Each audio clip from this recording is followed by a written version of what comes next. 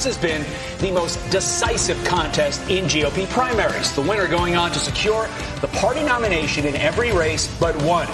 And it really doesn't look like that's going to change anytime soon. A real clear politics average shows former President Trump with a commanding 25-point lead over Nikki Haley on the eve of her home state primary. Brooke Signet has more. Hey, Brooke. Polls in South Carolina open at 7 a.m. tomorrow and will close at 7 p.m. And these are the issues that will be at the front of voters' minds when they head out to cast their ballots tomorrow. So according to a new polling, 42% of South Carolina primary voters say immigration and border security is the most important issue facing the country.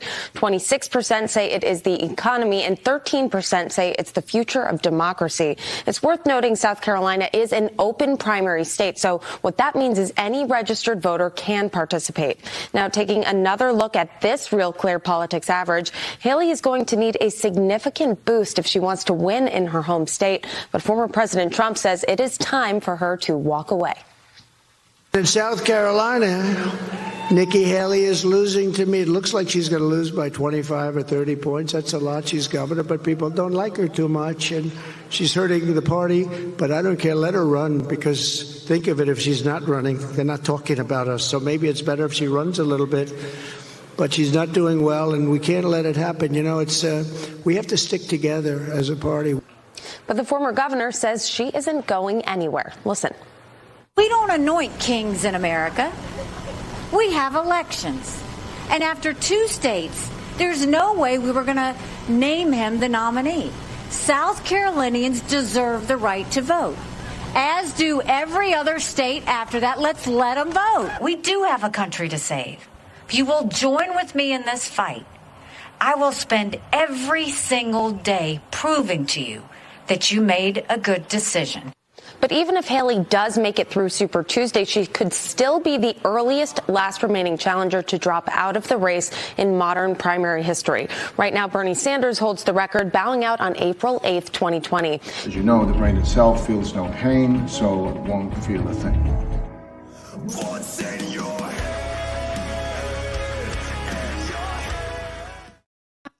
What is this? This is really good.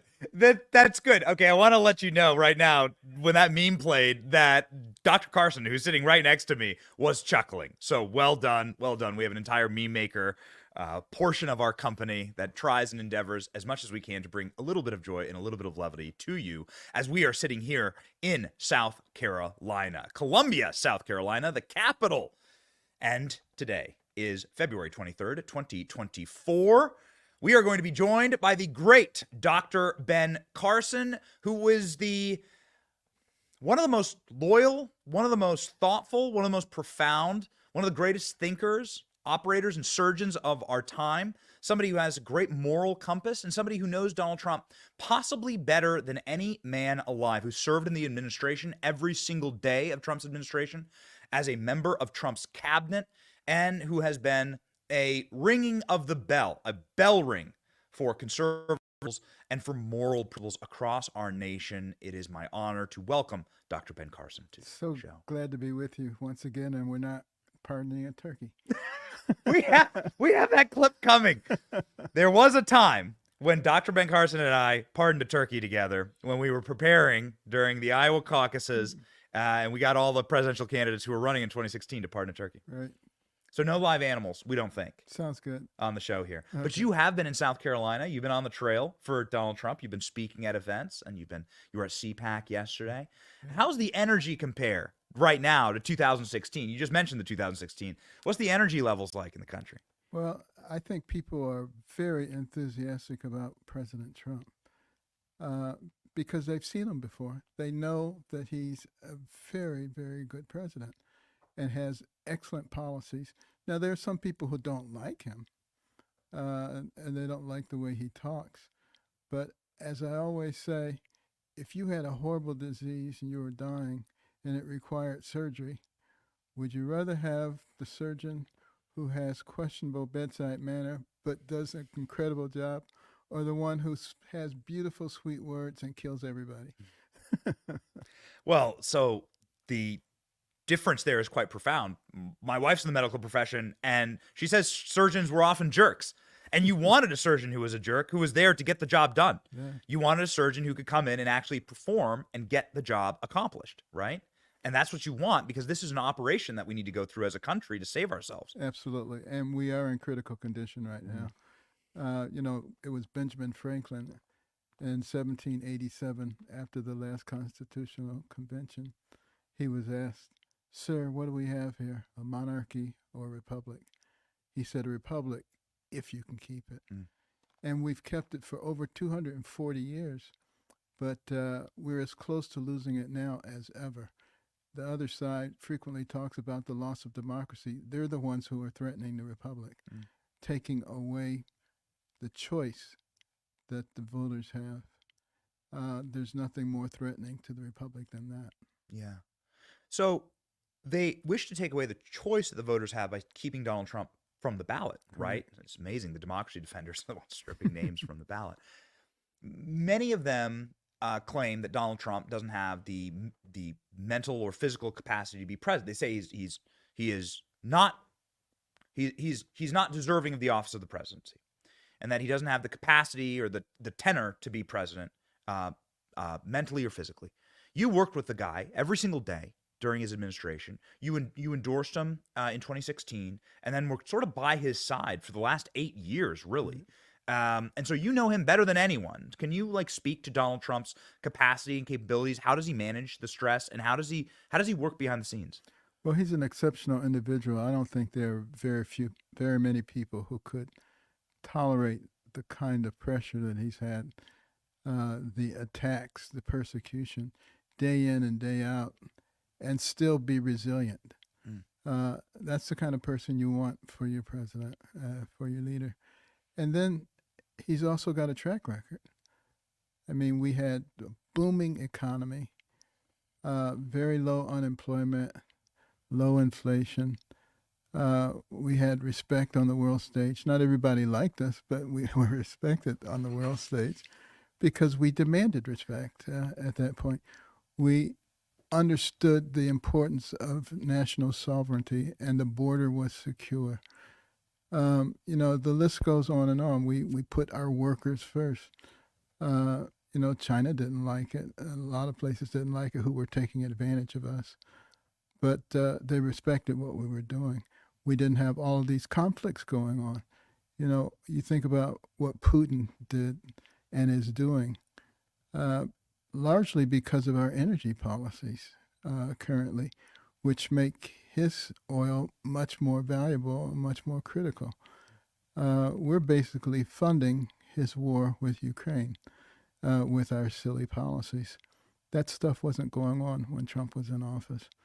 And I think he had a much better understanding of the implications of things. I don't think that the Democrats are necessarily evil and bad people, but I don't think they understand ramifications of things that are done. They just say, let's do this. Let's bring all these people in to the southern border because they might potentially be good voters for us.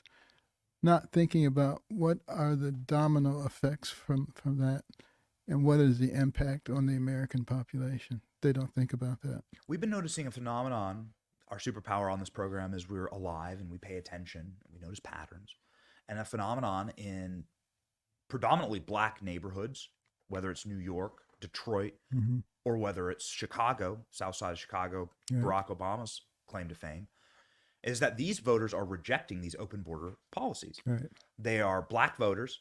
They are lifelong Democrats, and they are walking right up to the news cameras and saying, we are done with the Democrat Party. You are replacing us. You are degrading our power in our communities, and you are destroying our community centers, turning them into migrant shelters, our football fields, our practice fields, our schools.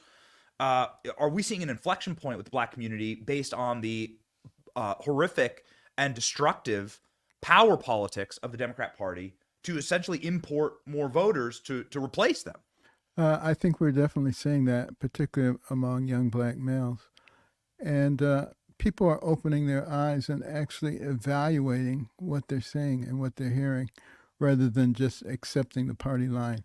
For a long time, the left has counted on people just taking whatever they say at face value. People are now analyzing things. I think a lot of that started with the COVID pandemic, as people began to realize that they were perhaps not always receiving the truth and that people were manipulating them. And I think that suspicion has spread. And that may be a good thing if we use it in an appropriate way to get the kind of leadership that this country deserves. You know, we have a democratic republic, but it doesn't work if the people themselves don't take the initiative to learn how to vote the right way. You know, most people, they go into a booth and they just look for the name that looks familiar. They don't care what that name is. I know that one. Yep, I'm checking that one. That doesn't work. People have got to learn who is on their side, who they agree with, because the vast majority of Americans actually are logical and actually do have values. What they lack, a lot of them, is courage. You know, people will rather stand in the corner staring at the floor than to say something and potentially be called a nasty name or be canceled. And we have to get over that, because you can't be the land of the free if you're not the home of the brave. Yeah. I mean, you mentioned in your last answer that the Democrat Party is importing voters in order to try and gain power. And this is just a power politics play. The open borders issue is a power politics play. And that disproportionately affects Black communities. And that's why they are the angriest, and also breaking for Trump in pretty shocking numbers, according to every poll, including some polls that are tried as hard as possible to rig against Trump. The New York Times, the Washington Post, and CNN all admit that Donald Trump is polling better with Black Americans than ever. Is that part of it? That is definitely part of it. And I hope it continues. I hope people in the Black community begin to do some studying and discover that the Republican Party was established as an abolitionist party, and that they were the ones who really fought to get slaves free. They were the ones who fought for the freedmen after emancipation. They were the ones who pushed the voting rights and the civil rights movement. You know, they're the ones who try to create an environment where people can excel on the basis of what they do as opposed to what someone else has done. And it really, there was a time when I was a kid growing up, there was much more interest in the Black community in you can do this. And now there's much more emphasis in you're a victim and somebody's causing your problem. It makes a big difference, because my mother, if anybody was a victim, my mother was one. You know, large rural family in Tennessee, bounced from home to home, less than a third grade education, married at age 13, then discovering that your husband is a bigamist. She would never accept the role of victim. And she never let us make excuses. And I think it made a heck of a difference. When you were in charge of, I think that you were in public housing when you were growing up. You can correct me if I'm wrong there. I think you lived in public housing for a time. We lived in Boston for a couple of years in multifamily tenement housing.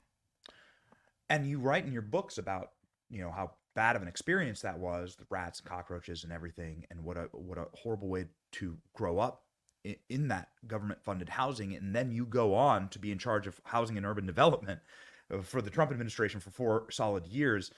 That's quite a jump. What did you find when you were HUD secretary? What's broken in the system? Boy, there was a lot broken in it.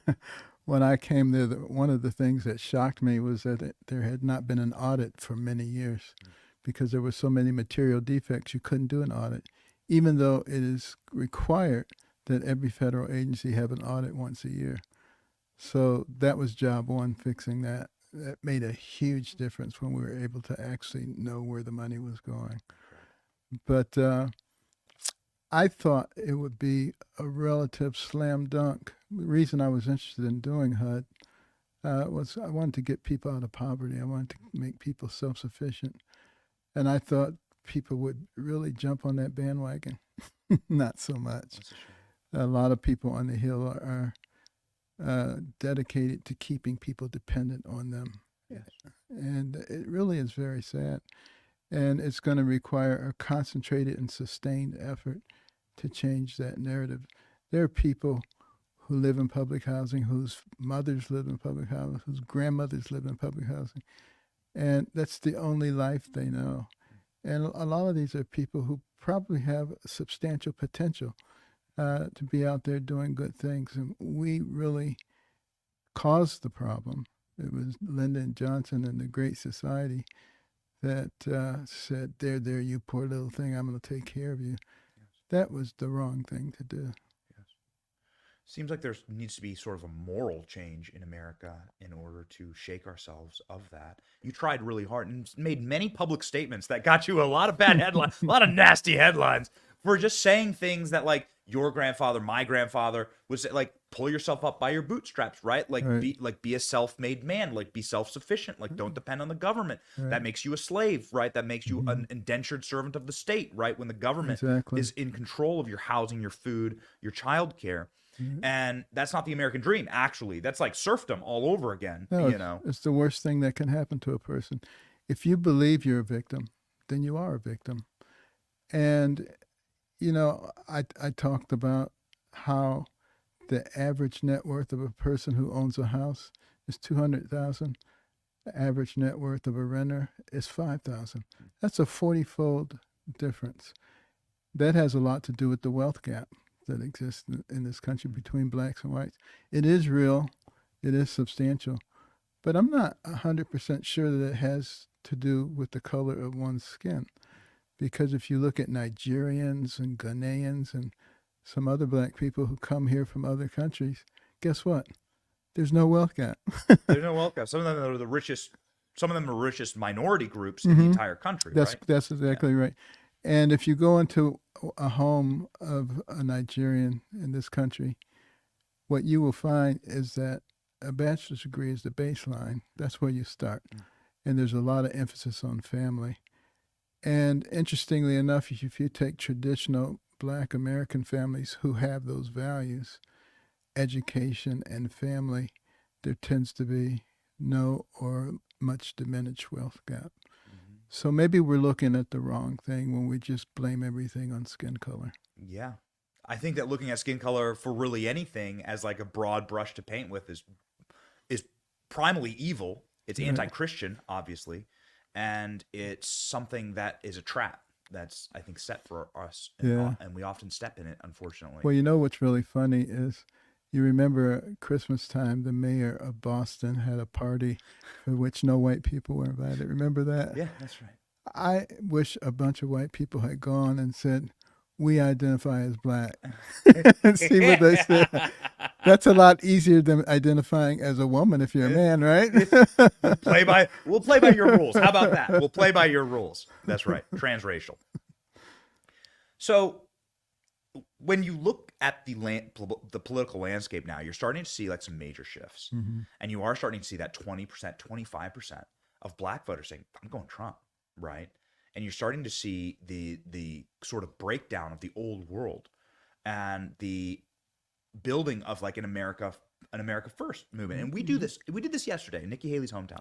We went through and we asked people, and it's like a hometown that it's called Bamberg, South Carolina, and there are a lot of black people who live there. And we asked people if they want America First, if they want money spent in Ukraine or they want it spent here in poor Bamberg, which had potholes everywhere and dilapidated buildings, literally buildings crumbling and falling into the streets, okay, when we were there. And every person to the letter said America First. Said, like, we want America First. Sure, it makes sense. Every person, yeah. Well, I mean, when you get on the airplane, what does the announcement say? In case of an emergency, oxygen mask will drop down, put yours on first, and then help your neighbor. Because if you're asphyxiated, you can't do very much for them, can you? This is Donald Trump actually calling, saying he likes this interview. We're gonna hold on that. We might bring him on later. It's just the America First line just got him going. You're very close with Donald Trump.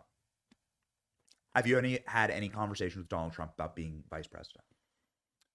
We've had conversations about how we can save this country, and that we're going to work together to make sure that that gets done. Would you serve in a cabinet position in his new administration? Once we get him in place, we'll have all those conversations.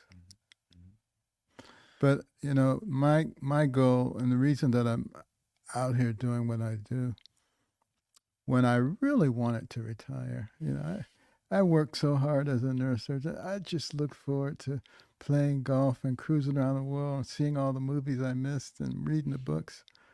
But looking at the direction of the country, I couldn't enjoy myself doing that. So I will always do what needs to be done. I'll retire when I get to heaven. Right, that's a good plan.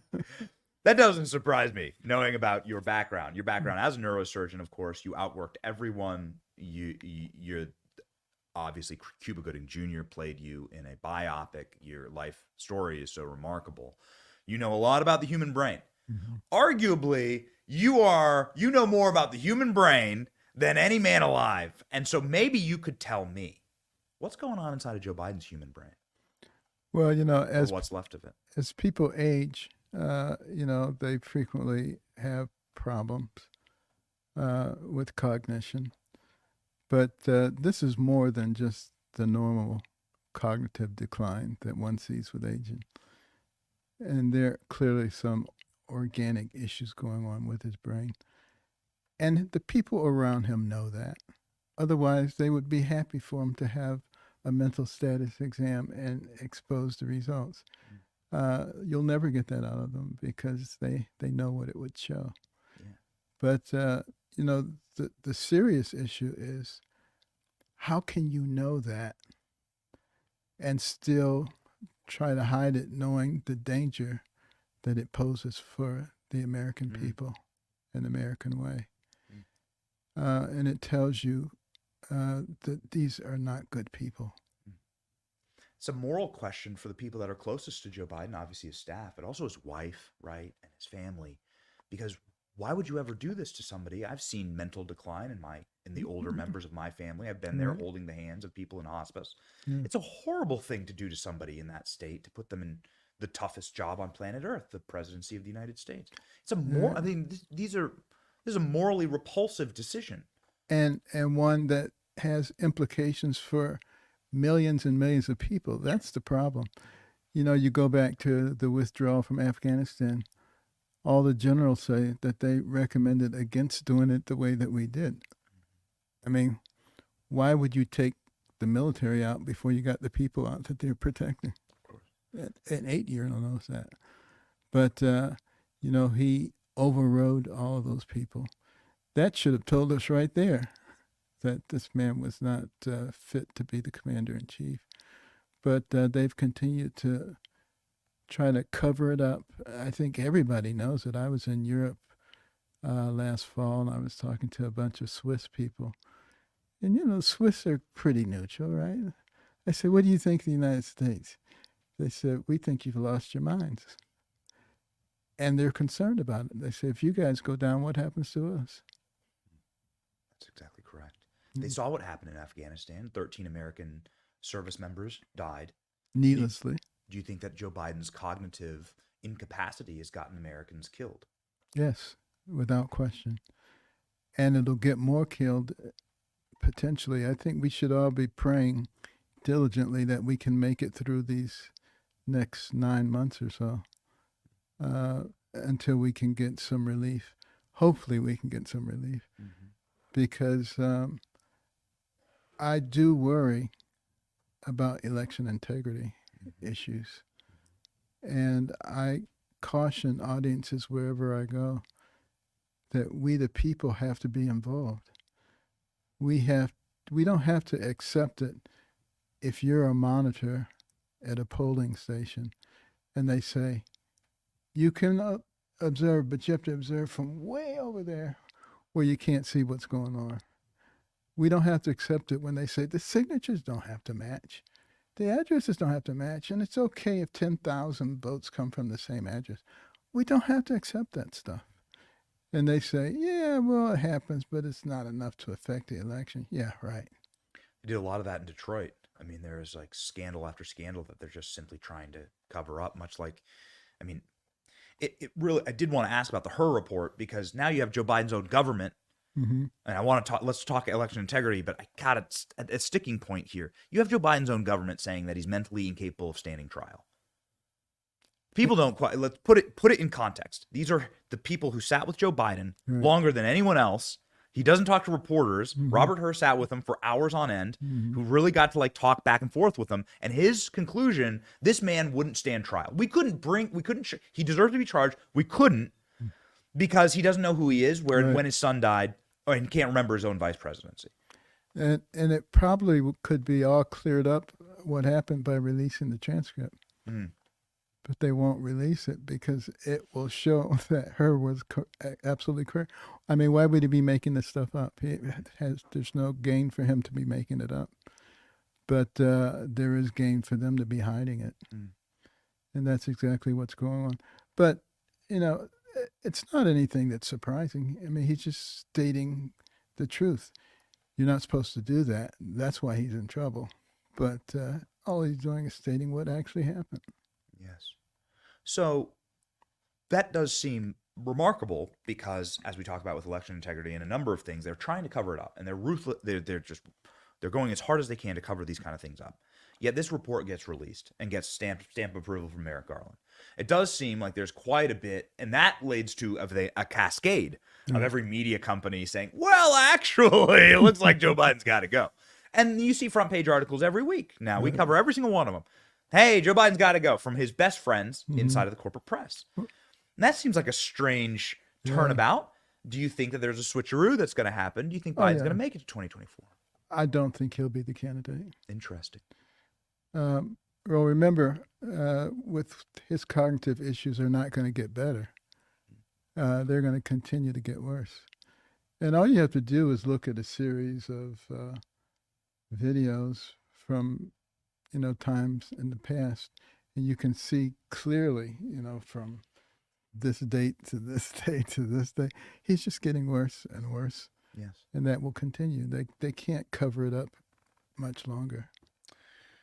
The president, for whom you have endorsed and served under, posted recently online, I think our team has it loaded up, but posted recently online a meme of Joe Biden and Nancy Pelosi walking on a tarmac, and then they enter a Visiting Angels elderly care facility. I don't know if this is a Photoshop or not. We're not exactly sure. Maybe we can pop it up on the screen. Royce, you got it? I think that's Photoshop. I don't know. We have our experts checking. We have our experts checking. That would be too rich. This is a very good troll, obviously. Royce, we good? Hold on. It's a very good troll, obviously. But it does sort of underlie what you're talking about. And Donald Trump making this point a lot, doing a lot of Joe Biden impressions, right, on the trail, walking into the back, walking back behind into the curtain. Donald Trump is an amazing person. He's 77 years old. That's his chronological age. His physiological age is much younger than that. That's interesting. And when you look at Joe Biden, on the other hand, his chronological age is 81, but his physiological age is much older than that. And that's an important concept. There are a lot of 40-year-olds who act like 70-year-olds, and there are a lot of 70-year-olds who act like 40-year-olds. You really have to take it on an individual basis and see what people are doing. Trump's got plenty of energy. He'll be around for a long time. How is Donald Trump aging in reverse? You know him as well as anyone alive. How is he aging in reverse? How's that possible?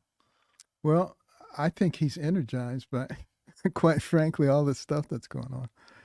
The left doesn't realize that if they just left him alone, he probably would deteriorate. But they energize him, and they're not going to leave him alone. So I don't think we have to worry. So they're not leaving him alone. You talked about how they want to rip him off the ballots, and you opened with saying, hey, these people say they're defending democracy, yet they're trying to put their political enemy in prison. Right. We've seen the comedy of that happening in Fulton County, Georgia, with Big Fannie Willis and Loverboy Nathan Wade.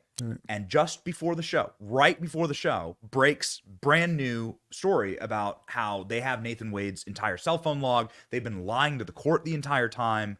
This relationship goes way far back. This is just a money laundering scam and scheme. Go after Trump and get cash, right? And then you can pay off whatever and destroy marriages and so forth. Right. But will anything happen?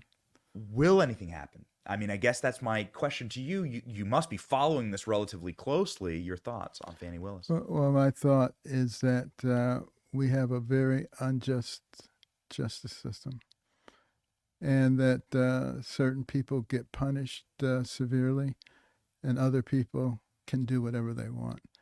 And it encourages those people who can do whatever they want to do whatever they want. And it's very frustrating for the rest of us. All we want is fairness and equal treatment. Why is that innocent grandmother who has no record, who was among the crowd on January the 6th, spending 10 years in jail? Why do the Antifa and BLM people who burned down cities and destroyed property and killed people get nothing? That's unfair. Why does Joe Biden get to have classified documents that he's not entitled to? It's not protected under presidential acts of any type. And we just say, well, yeah, he's a doting old man, no problem.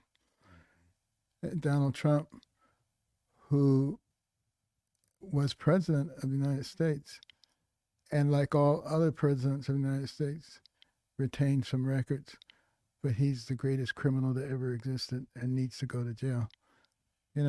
People see this, and that's the reason that Trump's numbers are so high. And I hope the judicial system, particularly the Supreme Court, recognizes the jeopardy to our system that is being posed by the unfair treatment of people. And I hope that they are courageous enough to take the right steps to correct this. Yes. It's interesting that you bring that up because of all people, it's Jeb Bush writing an op-ed defending Donald Trump in the Wall Street Journal yesterday, saying this is what they're doing to him legally is just evil and it's destroying the system, as you just said. There are groups of people who have been brought up, rightly or wrongly, to think that the system is rigged against them and that the justice system is rigged against them. And they look at a guy like Joe Biden and they can go back to the speech, we play it often, where Joe Biden talks about crack cocaine and using crack cocaine when this was a predominantly inner city drug. Right. And how he's creating mandatory minimums for like putting these people in jail forever, destroying their lives forever. Exactly. That, of course, massively disproportionately affected young black men. Right. Those same guys can hop online anywhere and see mountains of crack in Hunter Biden's boudoir, mountains of illegal activity caught on camera.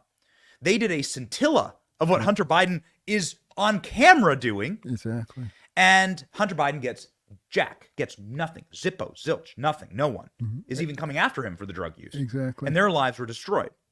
And I think they've also recognized that during the Trump administration, they specifically addressed the unequal treatment of use of regular cocaine versus crack and how the sentencing was different and how you needed to equalize that for people.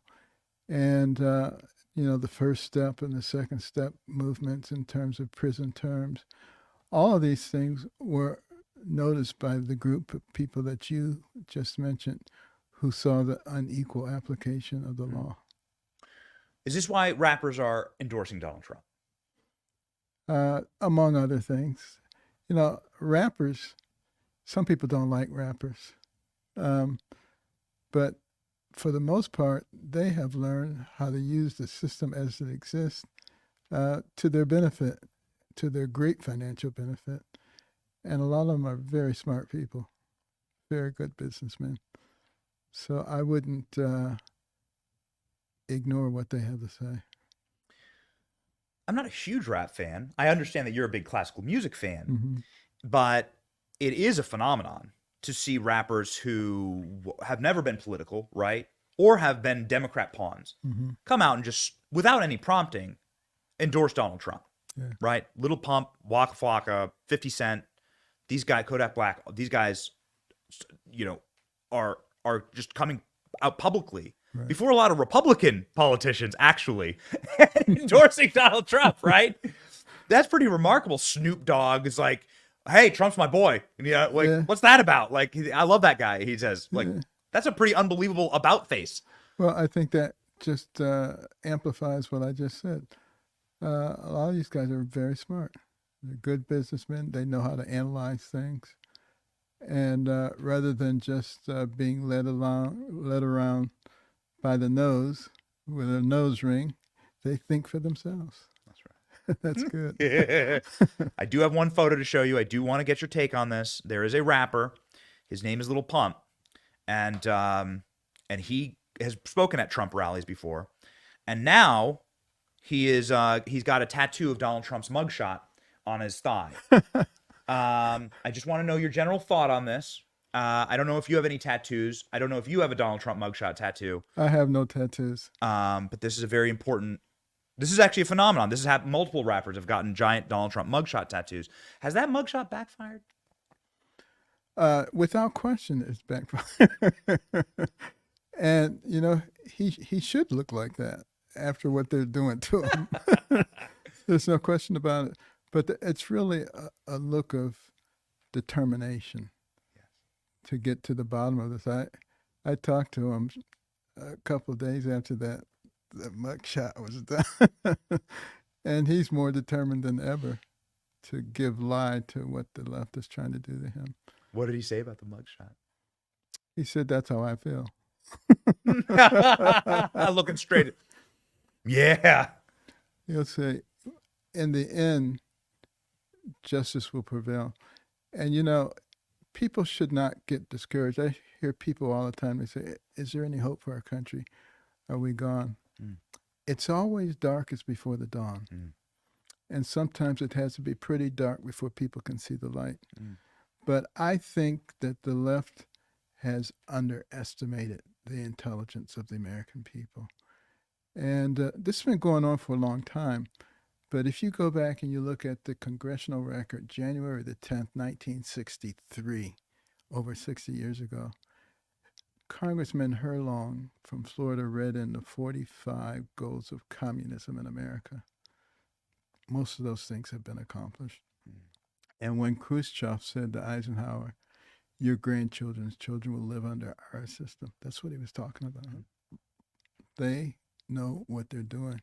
We, the American people, are being manipulated to our own destruction.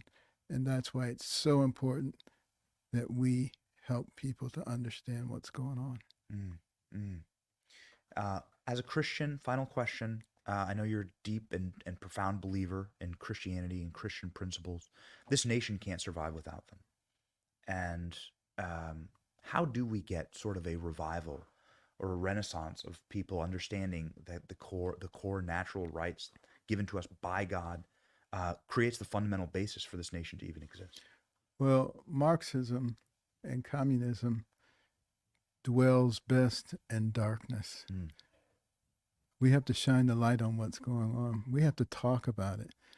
They've perpetuated this myth that you can talk about anything except politics and religion. That's exactly what we need to be talking about. Those are the things that are under attack. And as we relinquish our hold on those things, what's happening to us? Obviously, we're spiraling downward. This is an amazing nation.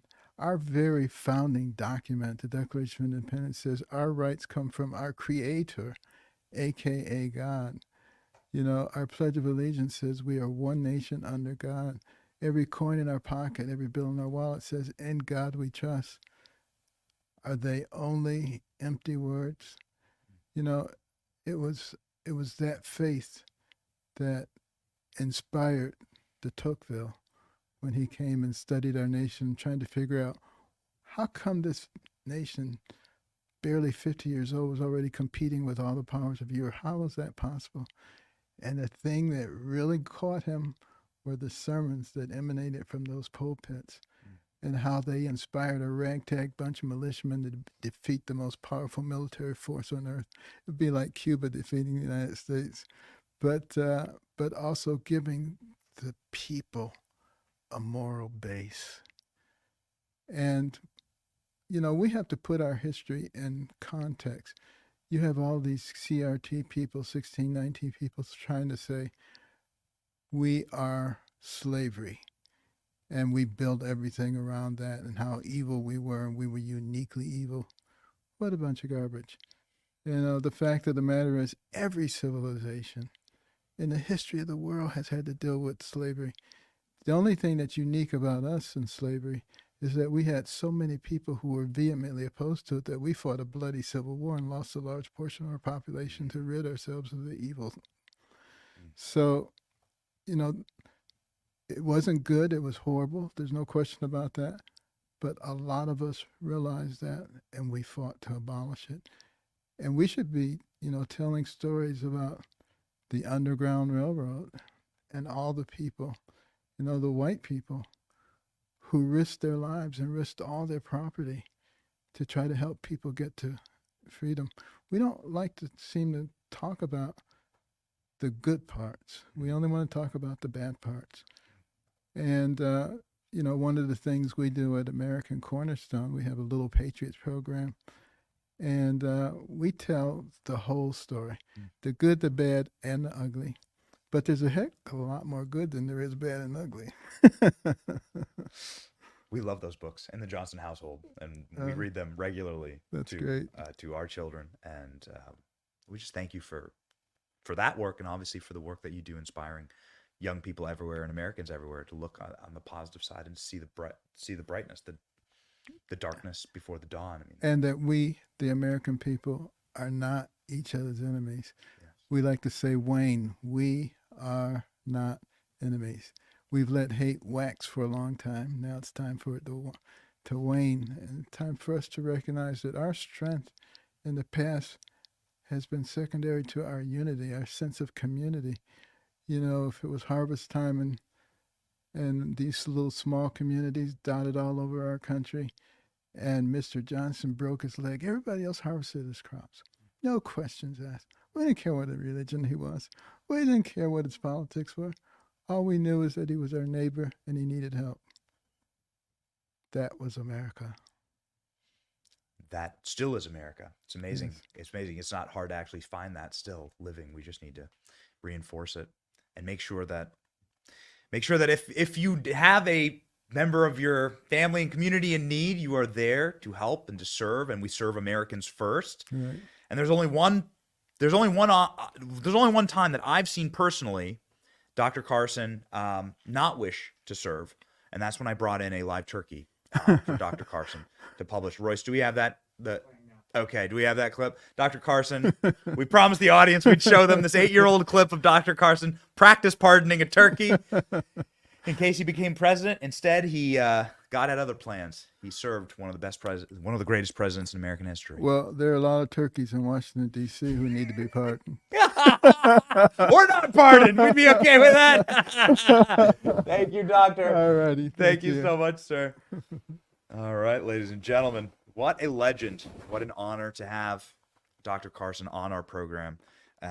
We have been working with Dr. Carson for quite a while. It's always such a privilege and a pleasure.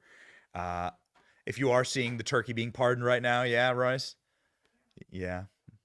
Yes? All right. So, pretty legendary, pretty amazing, and a pretty important thing for our movement to see, right? I mean, whether it's you bring in the turkey thing, that's kind of like it's like a gag, right? It's like a funny little video for everyone to laugh at. Or do you have a conversation like this, where we talk about how evil it is to actually look at people and define them by their race or by their immutable qualities, like their skin color or their gender, something that God, gave something that God gave them, right? I mean, it's evil to actually define people like that.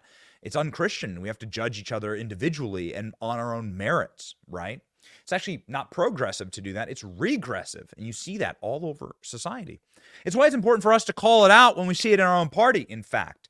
Identity politics intersectional feminism, diversity, equity, DEI, like style constructs are wrong. It's evil. It's blood libel. It's evil.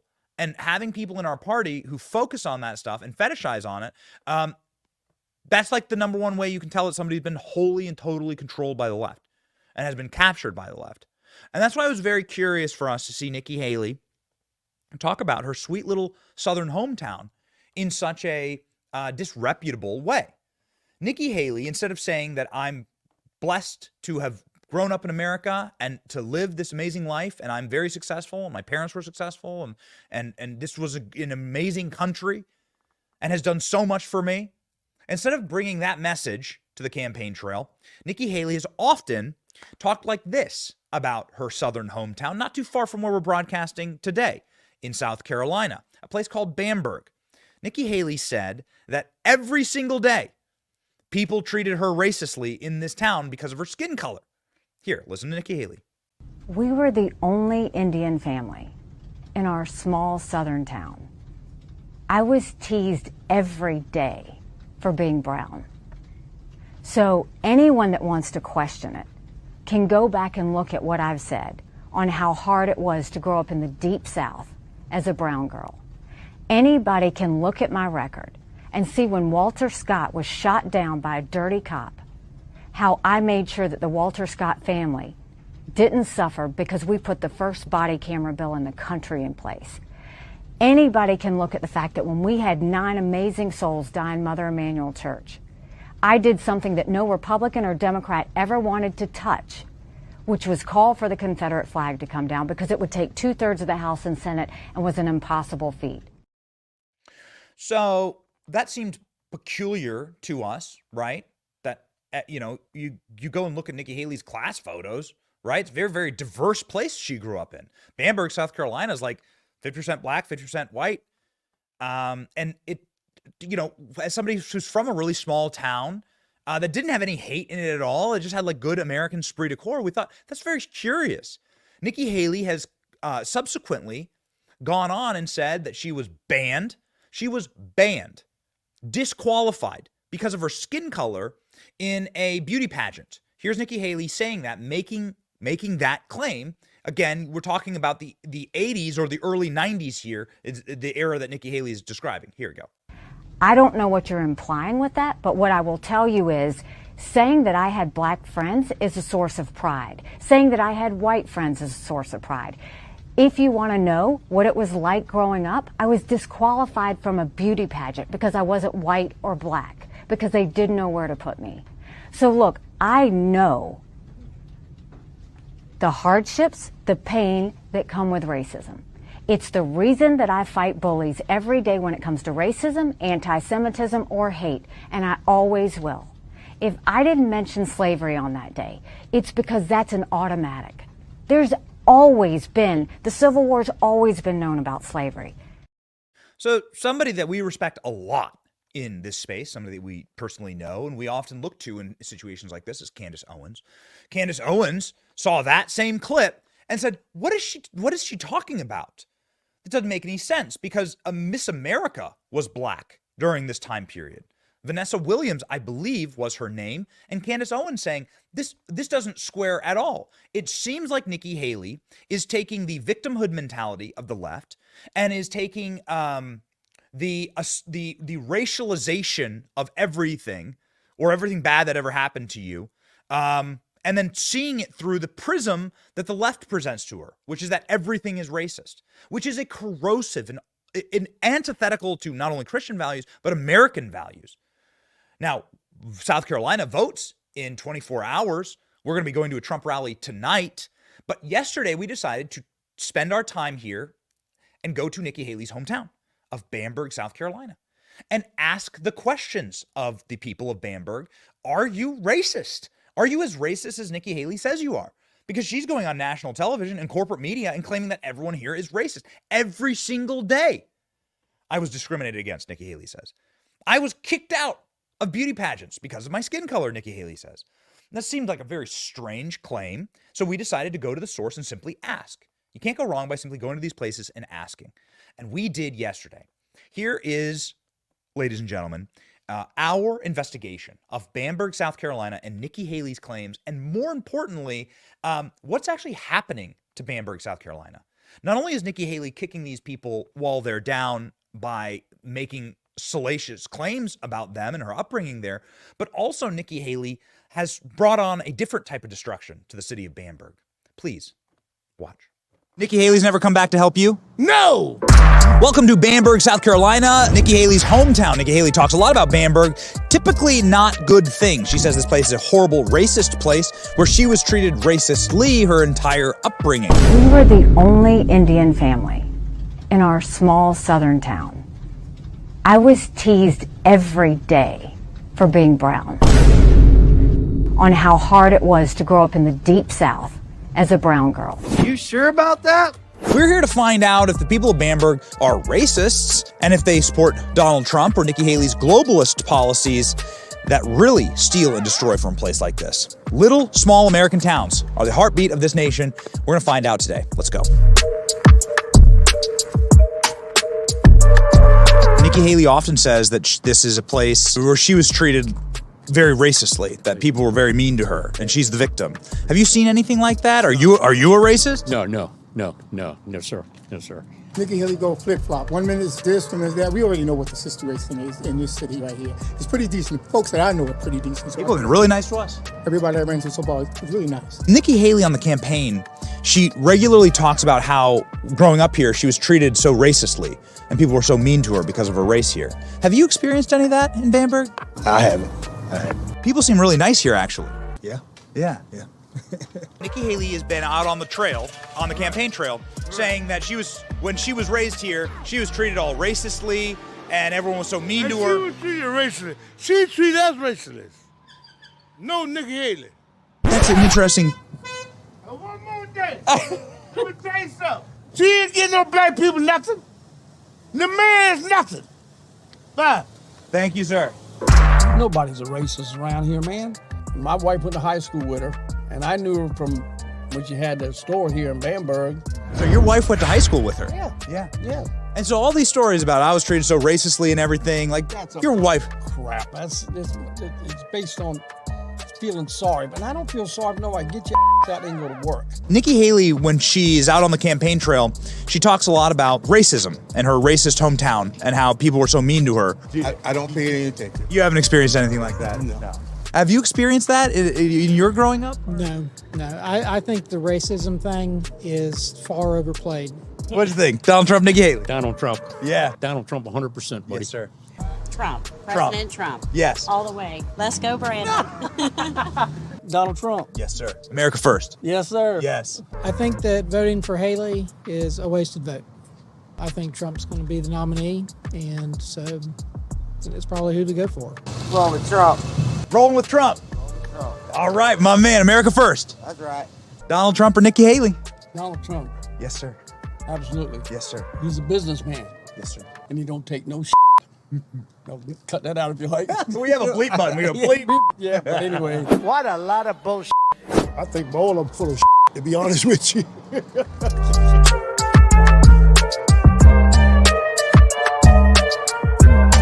Everywhere we go in Bamberg, people tell us, man, you got to go check out what's happening downtown. Not in a good way, in a bad way. Here you can see just the complete dilapidation of the city.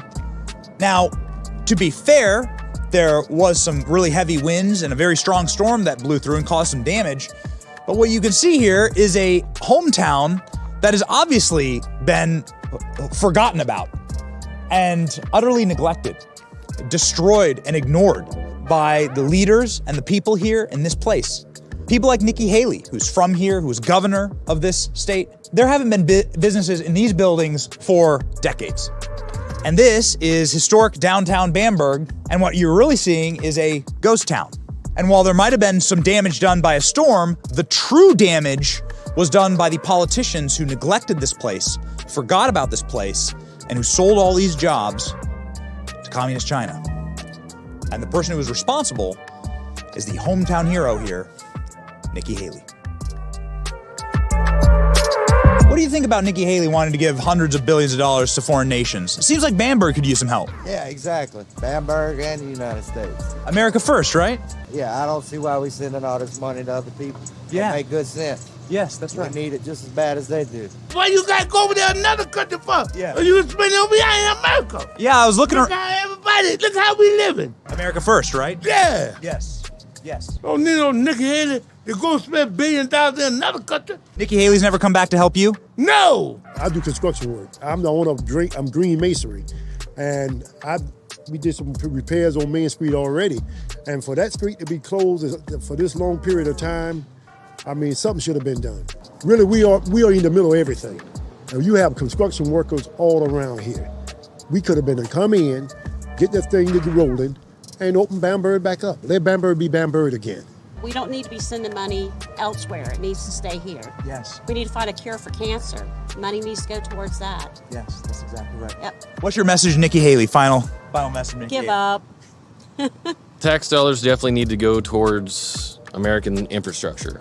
There's definitely a call for that to happen. America comes first, but we can still help people. We're a huge country. We got a lot going for us, but we can't let all of our resources go to everybody else. We can't. We're leaving ourselves wide open.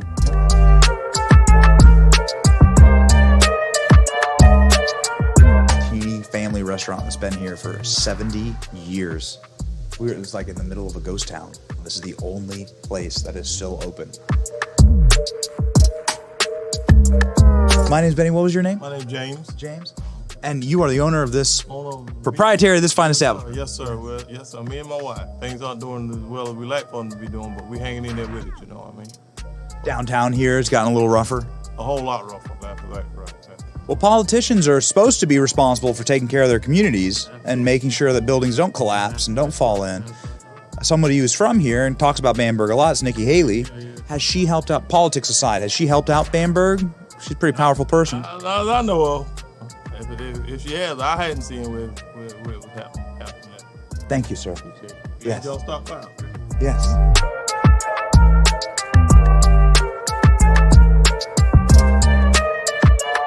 So we were just in the final store in Main Street. The people of Bamberg obviously deserve better than what their politicians have delivered to them. And it's amazing how Republican or Democrat, whatever, they all said the same thing. America first. Donald Trump, Joe Biden, doesn't matter. America first. That's what these people want. So yeah, no matter where you are in this nation, no matter where you come from, America first. That's the winning message. It's your boy Benny from Bamberg, South Carolina. See ya. Ladies and gentlemen, that is the point of this program. The point of our show is to give you a voice. And if we're just going to do the same thing the corporate media does, which is sit inside of our box and yell about what we believe without going out into the real world and checking the claims that Nikki Haley has about her hometown, we're not doing our jobs. So that's our promise to you. It seems as though that promise has been appreciated and noticed by one Donald Trump, who Donald J. Trump, president, just shared the link to that video. And you can see on your screen right now that, well, during our break, as we were all watching that together, Trump posted it. So here we go. Yeehaw. The truth shall set you free. And we're here to tell truth. We're here to speak the truth. The purpose and the endeavor of this video is simply to say, we're sick of people trying to cast America as an evil, awful, sick, broken place. We are sick of people like Nikki Haley trying to paint all of us with a brush that we're all horrible, venal, racist individuals. Bamberg was the sweetest, nicest place. Every person we talked to would have invited us over for lunch. Every person we spoke with was kind and clapping us on the back, laughing with us. Some people didn't agree with us. Some people were clearly Democrats. They told us they were Democrats. But they all said one thing in unison, which is the policies of Nikki Haley, the worldview of Nikki Haley has destroyed this sweet place, this beautiful little town of Bamberg, South Carolina, just like millions of other little towns across America. You're probably from one. I am. I'm from a small town that has seen certainly better days. And I bet you are too. And it is the policies of Nikki Haley that destroy places like that. And then it is also the worldview of Nikki Haley that rubs salt in the wound. Oh, I hate these people. She clearly does. Nikki Haley doesn't love her fellow Americans. Nikki Haley despises her fellow Americans. Nikki Haley hasn't put America first and never would. Nikki Haley is happy to drain the lifeblood, the energy, and the economy out of her own hometown. What's she going to do to your hometown? That's the real question.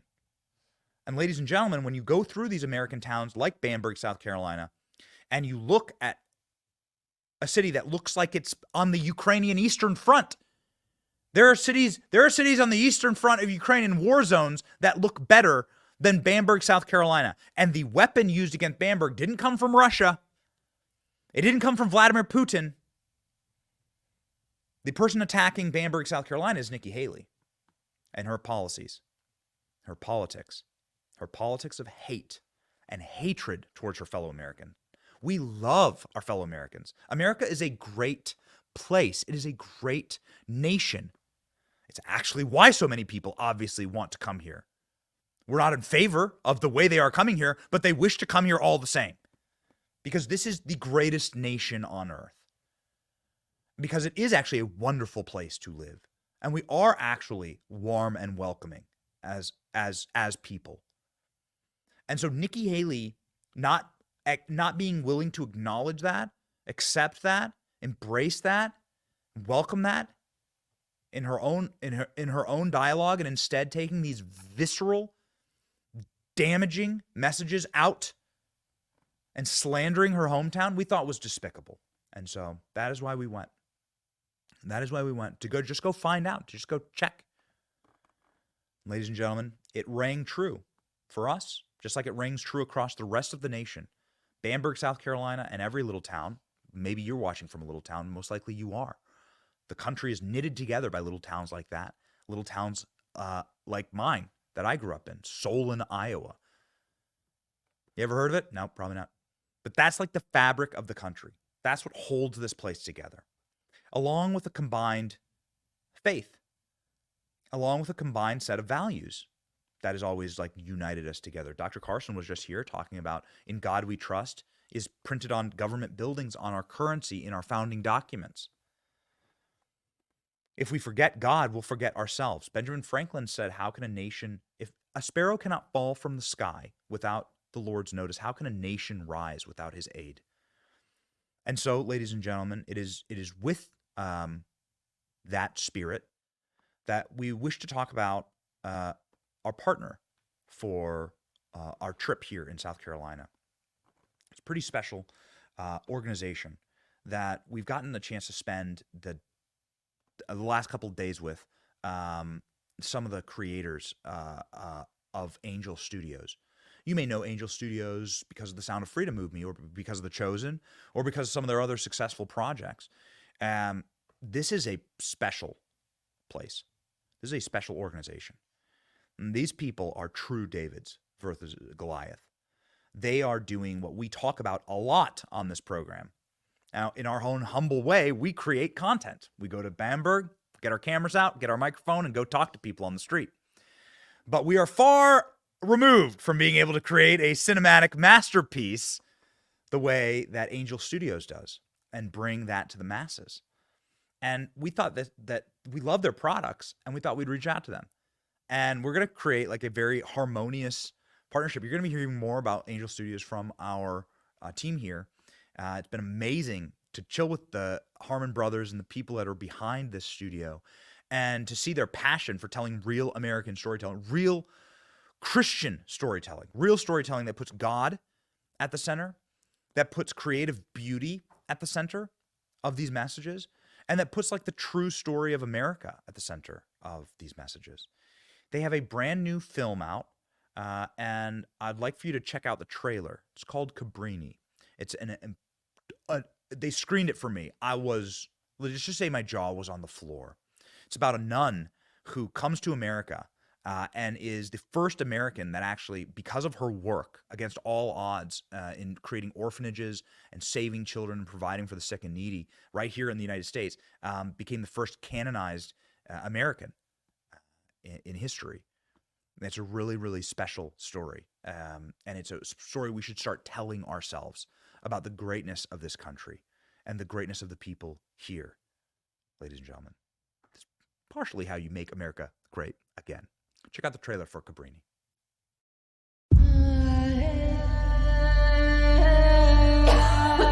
I was told that you were rejected by 3 different orders, each time for weakness of constitution. Your Holiness, we can serve our weakness or we can serve our purpose, not both. My sisters, if we are to build an empire of hope, it seems we must first conquer New York.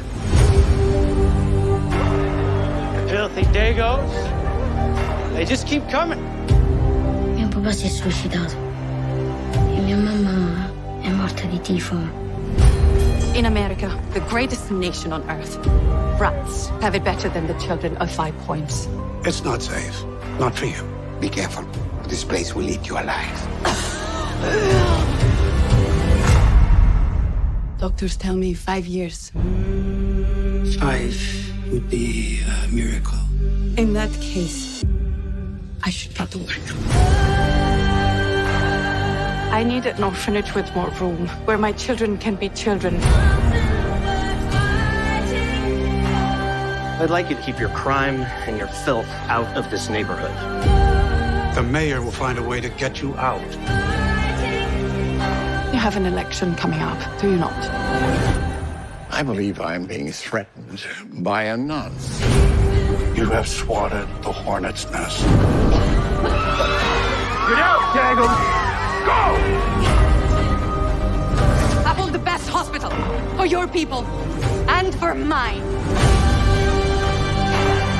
We have to show America we are all people of dignity. This project is overly ambitious, perhaps unrealistic. We are bold, or we die. This is how I learned to live in America. Cabrini, you would have made an excellent man.